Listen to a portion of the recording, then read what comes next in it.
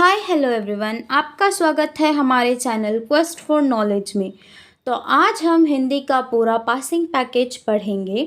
इससे पहले के सारे पाठ के सारांश और पद्य भाग के पूरे सारांश और भावार्थ हमारे चैनल क्वेस्ट फॉर नॉलेज में अपलोड किए हुए हैं एंड हिंदी का पूरा व्याकरण ग्रामर पार्ट भी अपलोड किया हुआ है। प्लीज़ चेक कीजिए and like share and subscribe करना मत भूलिए। तो चलिए पासिंग पैकेज पढ़ते हैं। निम्नलिखित प्रश्नों के सही विकल्पों को चुनकर लिखिए। क्वेश्चन नंबर 1, सुजान ने गांव में क्या बनवाया? ऑप्शंस पक्का कुआं, खेत, मंदिर, तालाब। उत्तर पक्का कुआं। क्वेश्चन नंबर 2, कर्तव्य और सत्यता निबंध के लेखक कौन है? ऑप्शंस प्रेमचंद, हरिशंकर परसाई, डॉक्टर श्याम सुंदर दास, डॉक्टर भीष्म साहनी। उत्तर डॉक्टर श्याम सुंदर दास। क्वेश्चन नंबर 3, मन्नू भंडारी का जन्म किस गांव में हुआ? ऑप्शंस लम्ही, जहांगीरपुर, जमानी, भानपुरा। उत्तर भानपुरा। क्वेश्चन नंबर 4, पानी के लिए जापानी भाषा में कौन सा शब्द है? ऑप्शंस मिजू, हाई, इया, उकी। उत्तर मिजू। क्वेश्चन नंबर 5, भारवी से मिलने आई स्त्री का नाम लिखिए।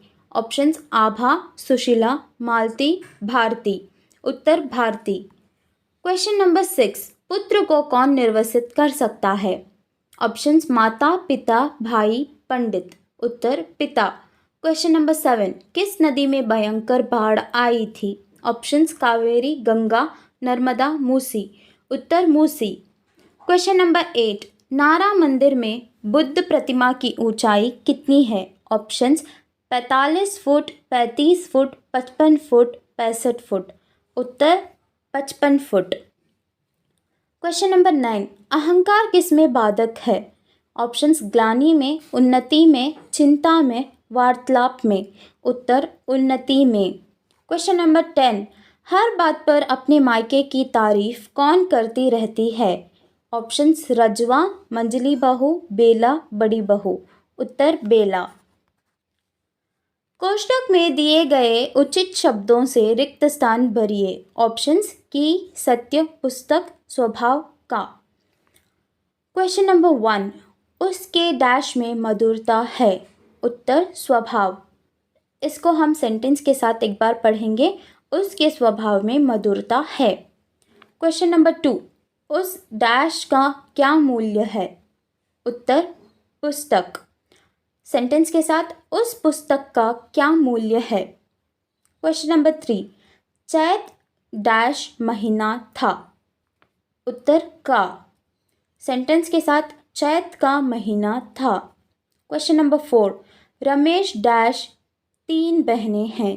उत्तर की। सेंटेंस के साथ, रमेश की 3 बहनें हैं। क्वेश्चन नंबर 5, मनुष्य का परम धर्म डैश बोलना है। उत्तर सत्य। सेंटेंस के साथ, मनुष्य का परम धर्म सत्य बोलना है। निम्नलिखित मुहावरों को अर्थ के साथ जोड़कर लिखिए। तो इस तरफ हमने प्रश्न लिखे हैं और उत्तर डायरेक्टली क्वेश्चंस के साथ है। टिटक जाना, रुक जाना, टांग अड़ाना, बाधा ढालना, नतमस्तक होना, सम्मान करना, गुलछर्रे उड़ाना, मौज मस्ती करना, पोल खोलना, रहस्य प्रकट होना। निम्नलिखित प्रश्नों में से किन्हीं 2 प्रश्नों का उत्तर लिखिए। सुजान भगत अपना खोया हुआ अधिकार फिर कैसे प्राप्त करता है? उत्तर बेटे और पत्नी से जो अनादर हुआ उससे सुजान बहुत ही चिंतित था। उसे लगा कि अब तक जिस घर में राज्य किया उसी घर में पराधीन बनकर वह नहीं रह सकता। उसे अधिकार चाहिए। वह इस घर पर दूसरों का अधिकार नहीं देख सकता। मंदिर का पुजारी बनकर नहीं रह सकता। उसी क्षण से वह कठोर परिश्रम करने लगा। रात भर बैलों को चारा काटता रहा। सुबह तक कटिया का पहाड़ खड़ा कर दिया। सवेरे ही हल लेकर खेत में पहुंचा। भोला जब किसानों के साथ हल लेकर खेत में पहुंचा तब तक सुजान आधा खेत जोत चुका था। दोपहर में भी विश्राम नहीं किया। डांट फेंकना, अनाज बोना, खेत की सुरक्षा आदि। इस प्रकार 8 महीने निरंतर परिश्रम किया।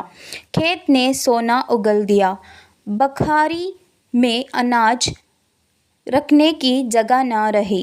इस तरह सुजान ने अपने खोया हुआ अधिकार फिर प्राप्त कर लिया। शीला अग्रवाल का लेखिका पर क्या प्रभाव पड़ा? उत्तर, लेखिका मन्नू भंडारी हिंदी प्राध्यापिका शीला अग्रवाल के बारे में कहती है कि उन्होंने ही उसे साहित्य की दुनिया में प्रवेश करवाया। शीला अग्रवाल सावित्री गर्ल्स कॉलेज में, जहां मन्नू हाई स्कूल पास कर फर्स्ट ईयर कॉलेज में भर्ती हुई थी, वहां हिंदी की प्राध्यापिका थी। उन्होंने मन्नू की आदत मात्र पढ़ने को चुनाव करके पढ़ने में बदला। खुद चुन चुनकर किताबें दी, पढ़ी हुई किताबों पर बहसें की। मन्नू की साहित्यिक दुनिया शरत प्रेमचंद से बढ़कर जैनेंद्र अग्नेय, यशपाल, भगवती चरण वर्मा तक फैल गई। सुनीता शेखर, एक जीवनी, नदी के द्वीप, त्यागपत्र, चित्रलेखा जैसी किताबों पर मंथन किया गया। शीला अग्रवाल ने मन्नू को देश की परिस्थितियां जानने समझने के लिए न सिर्फ प्रेरित किया, बल्कि देश की आज़ादी के लिए घर की चार दीवारी से खींचकर उसमें सक्रिय रूप से भाग लेने के लिए भी जागरूक किया। श्यामनाथ और उनकी धर्मपत्नी मां को लेकर क्यों चिंतित थे? उत्तर, मिस्टर श्यामनाथ के घर पर चीफ की दावत थी। चीफ साहब एक अंग्रेज़ी अफसर थे। इस पार्टी में यदि चीफ साहब खुश हुए तो मिस्टर श्यामनाथ के पदोन्नति मिलने की संभावना थी। श्यामनाथ और उनकी धर्मपत्नी पार्टी की तैयारियों में ज़ोर शोर से लगे हुए थे। अचानक एक गंभीर समस्या खड़ी हो गई। माँ का क्या होगा? क्योंकि उनकी माँ पुराने ख्याल वाली थी। नींद में उन्हें खर्राटे लेने की आदत थी। वे अंग्रेज़ी रीति रिवाज नहीं जानती थी। अचानक चीफ के भेंट माँ से हुई या मेहमान लोग, देसी अफसर, उनकी स्त्रियां माँ को देखकर हंसेंगे तो सारा किया धरा मिट्टी में मिल जाएगा। इसलिए श्यामनाथ और उनकी धर्मपत्नी चिंतित थे। निम्नलिखित में से किन्हीं दो के संदर्भ स्पष्टीकरण कीजिए। पतन की जब पराकाष्ठा हो जाती है तभी पुनः उत्थान की किरणें फूटती हैं। उत्तर, प्रसंग। प्रस्तुत गद्यांश हमारी पाठ्यपुस्तक साहित्य गौरव के गंगा मैया से साक्षात्कार नामक पाठ से लिया गया है, जिसके लेखक डॉक्टर बरसाने लाल चतुर्वेदी है। संदर्भ, लेखक के अंतिम प्रश्न के उत्तर में गंगा मैया कहती है कि प्रकृति सर्वशक्तिमान है। ऐसा पहले भी हुआ है। पतन की जब पराकाष्ठा हो जाती है तभी पुनः उत्थान की किरणें फूटती है। स्पष्टीकरण, लेखक जब अंतिम प्रश्न करता है कि माँ भविष्य में क्या संभावनाएं हैं, तब गंगा मैया कहती है कि यह प्रकृति सर्वशक्तिमान है। पतन जब अधिक होना शुरू हो जाता है तभी उत्थान का मार्ग खुलता है। जिधर देखो उधर कर्तव्य ही कर्तव्य देख पड़ते हैं। उत्तर, संदर्भ, इस गद्यांश को डॉक्टर श्याम सुंदर दास द्वारा लिखित निबंध कर्तव्य और सत्यता से लिया गया है। लेखक कर्तव्य के महत्व का वर्णन करते हुए इसे कहते हैं। स्पष्टीकरण, लेखक कहते हैं कि कर्तव्य करना हम लोगों का परम धर्म है और जिसके ना करने से हम लोग और औरों की दृष्टि से गिर जाते हैं। कर्तव्य करने का आरंभ पहले घर से ही होता है, क्योंकि यहाँ बच्चों का कर्तव्य माता पिता की और माता पिता का कर्तव्य लड़कों की ओर देख पड़ता है। इसके अतिरिक्त पति पत्नी, स्वामी सेवक और स्त्री पुरुष के परस्पर अनेक कर्तव्य हैं। घर के बाहर हम मित्रों, पड़ोसियों और प्रजाओं के परस्पर कर्तव्यों को देखते हैं। इस तरह समाज में जिधर देखो उधर कर्तव्य ही कर्तव्य देख पड़ते हैं। चिंता में घुलते घुलते और भूखे मरते मरते उन्होंने दम तोड़ दिया। उत्तर। संदर्भ। इस गद्यांश को हरिशंकर परसाई जी की व्यंग्य रचना भोलाराम का जीव से लिया गया है। इस वाक्य को भोलाराम की पत्नी ने नारद से अपने पति के बारे में कहा। स्पष्टीकरण। भोलाराम की मृत्यु 5 दिन बाद भी भोलाराम का जीव धर्मराज के सामने उपस्थित नहीं हुआ। उसे लाने के लिए गए यमदूत ने बताया कि वह उसे चकमा देकर न जाने कहाँ गायब हो गया। आखिर नारद उसे ढूंढते हुए भूलोक पहुँचते हैं। नारद ने चित्रगुप्त से उसका पता लिया और जबलपुर के घमापुर मोहल्ले में नाले के किनारे एक टूटे फूटे मकान के पास आकर आवाज़ लगाई, नारायण नारायण। लड़की ने देखकर कहा, आगे जाओ महाराज। नारद ने कहा कि मुझे भोलाराम के बारे में पूछताछ करनी है, अपनी माँ को बाहर भेज दो। नारद के पूछने पर कि उसको क्या बीमारी थी, जवाब में भोलाराम की पत्नी कहती है, गरीबी की बीमारी थी। 5 साल हो गए पेंशन पर बैठे, पर पेंशन नहीं मिली। दरख्वास्त पर दरख्वास्त देते रहे लेकिन कोई फ़ायदा नहीं। इन 5 सालों में गहने बर्तन सब बिक गए। चिंता में घुलते घुलते और भूखे मरते मरते उन्होंने दम तोड़ दिया। निम्नलिखित प्रश्नों में से किन्हीं 2 प्रश्नों के उत्तर लिखिए। फूल एवं तारों के विषय में कवयित्री महादेवी वर्मा क्या कहती हैं? उत्तर। महादेवी वर्मा ने अधिकार कविता में फूल एवं तारों के विषय में निम्न बातें कही हैं। जिन फूलों को मुरझाना नहीं आता उन्हें मुस्कुराने का भी हक नहीं है। ऐसे तारे दीपक नहीं बन सकते जो बुझना ना जानते हो। जो मनुष्य दुख नहीं सह सकता उसे सुख की चाह नहीं रखनी चाहिए। सुख और दुख जीवन में आते जाते रहते हैं, उनसे मनुष्य को विचलित नहीं होना चाहिए। हो गई है पीर पर्वत सी गज़ल से पाठकों को क्या संदेश मिलता है? उत्तर। हो गई है पीर पर्वत सी गज़ल देशवासियों को जागरण का संदेश देती है। यह प्रगतिवादी विचारधारा से प्रभावित होकर लिखी गई गज़ल है। जब तक देश में शोषित वर्ग का दुख दूर नहीं होता तब तक देश प्रगति पथ पर नहीं जा सकता। दुष्यंत कुमार दीन दलितों के प्रति संवेदना व्यक्त करते हैं। हर प्रांत के हर पीड़ित व्यक्ति को शान से जीने का अधिकार है। कवि फिर कहते हैं, मेरे सीने में नहीं तो तेरे सीने में सही हो कहीं भी आग, लेकिन आग जलनी चाहिए। ऐसी व्यवस्था आनी चाहिए जहां सभी लोग आराम से जिए। रहीम जी ने मनुष्य की प्रतिष्ठा के संबंध में क्या कहा है? उत्तर। अब्दुल रहीम खान खाना मनुष्य की प्रतिष्ठा के बारे में कहते हैं कि यदि मनुष्य विद्या बुद्धि न हासिल करे, दान धर्म न करे तो इस पृथ्वी पर उसका जन्म लेना व्यर्थ है। वह उस पशु के समान है जिसके सींग और पूंछ नहीं।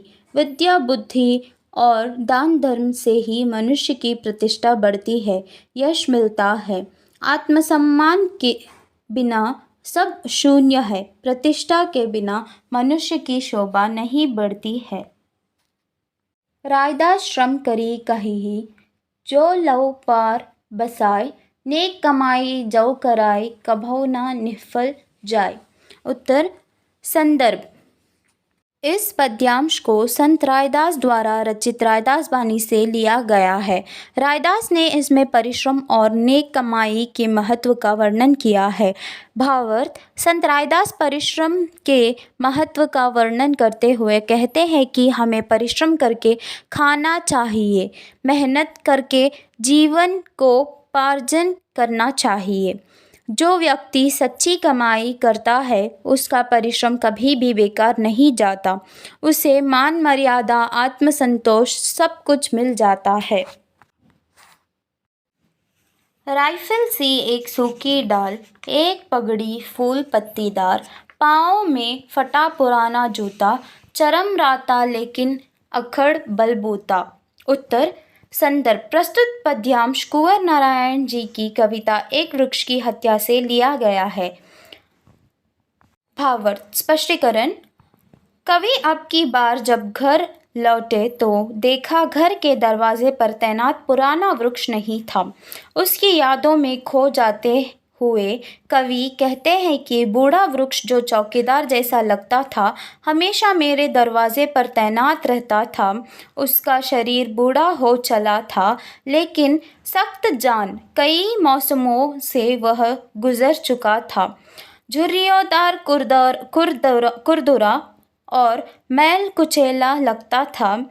उसकी एक सूखी डाल राइफल सी लगती थी, फूल पत्तीदार पगड़ी थी उसके पाँव में फटे पुराने चरमराते हुए जूते थे। वह वृक्ष अखड़ता के बलबूते मजबूत कड़ा था, छाया देते हुए स्वच्छ हवा देते हुए, लेकिन ऐसा वृक्ष कट गया था।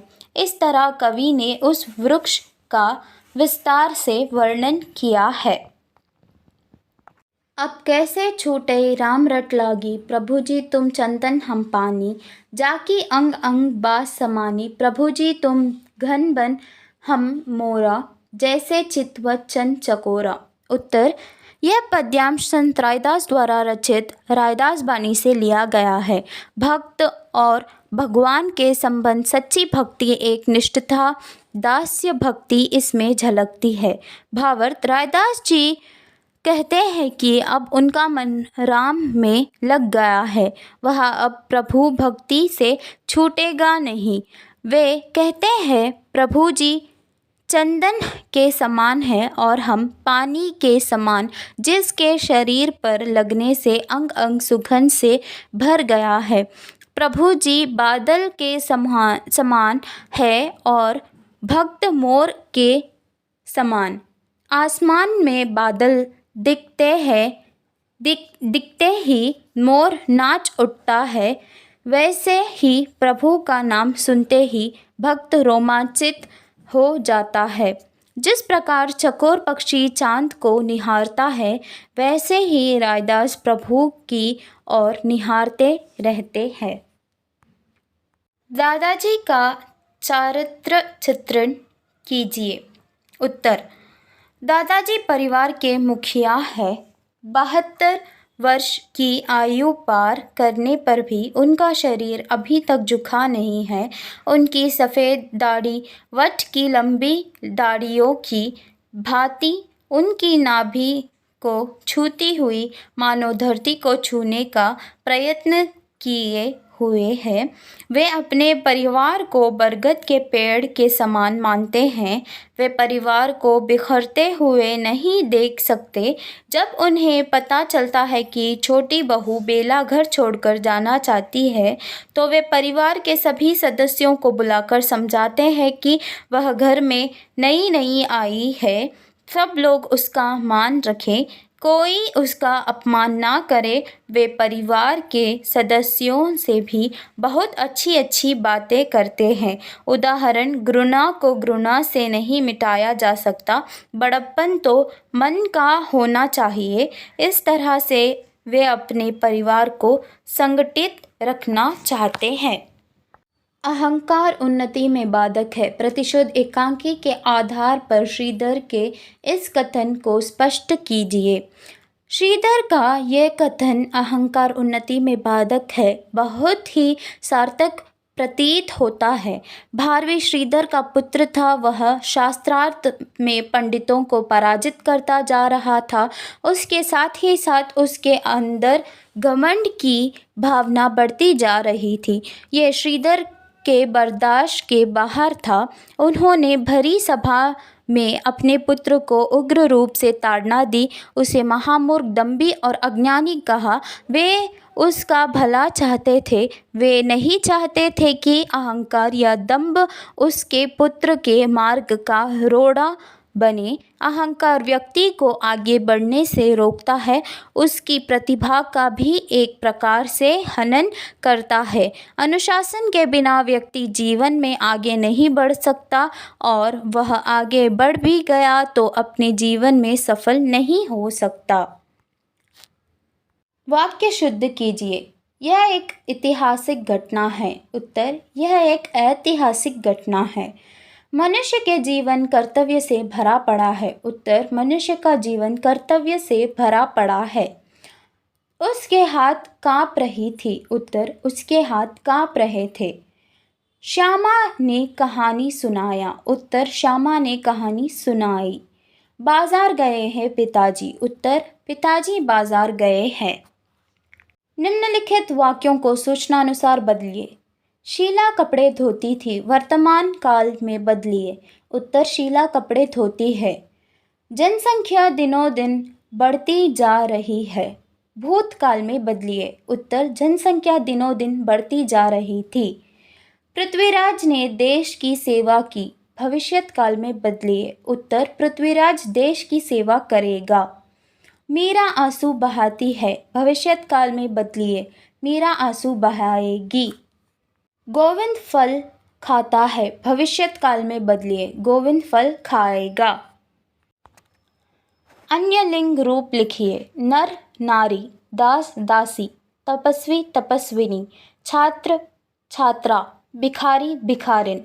अनेक शब्दों के लिए एक शब्द लिखिए। सदा सत्य बोलने वाला सत्यवादी, जानने की इच्छा रखने वाला जिज्ञासु, जो साथ पढ़ता हो सहपाठी, रास्ता दिखाने वाला पथ प्रदर्शक, जल में रहने वाला जलचर। निम्नलिखित अनुच्छेद पढ़कर उस पर आधारित प्रश्नों के उत्तर लिखिए। Read the paragraph and answer the following questions. आपको एक पैराग्राफ दिया हुआ होगा, उसे पढ़कर आपको उस प्रश्नों के उत्तर लिखने होंगे। पत्र लेखन। अपने क्षेत्र में डेंगू के प्रकोप का वर्णन करते हुए उचित कार्यवाही के लिए क्षेत्र स्वास्थ्य अधिकारी को पत्र लिखिए। ये पत्र लेखन है, आपको इसका फॉर्मेट याद रखना है। आप अपने खुद के वर्ड्स में भी पत्र लिख सकते हैं।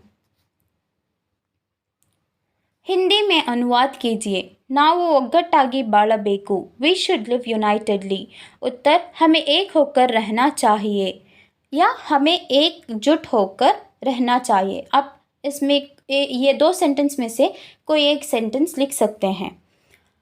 ದೇಶದ ಸುರಕ್ಷತೆ ನಮ್ಮೆಲ್ಲರ ಕರ್ತವ್ಯವಾಗಿದೆ। The security of our nation is our responsibility. उत्तर, देश की सुरक्षा हमारी जिम्मेदारी है।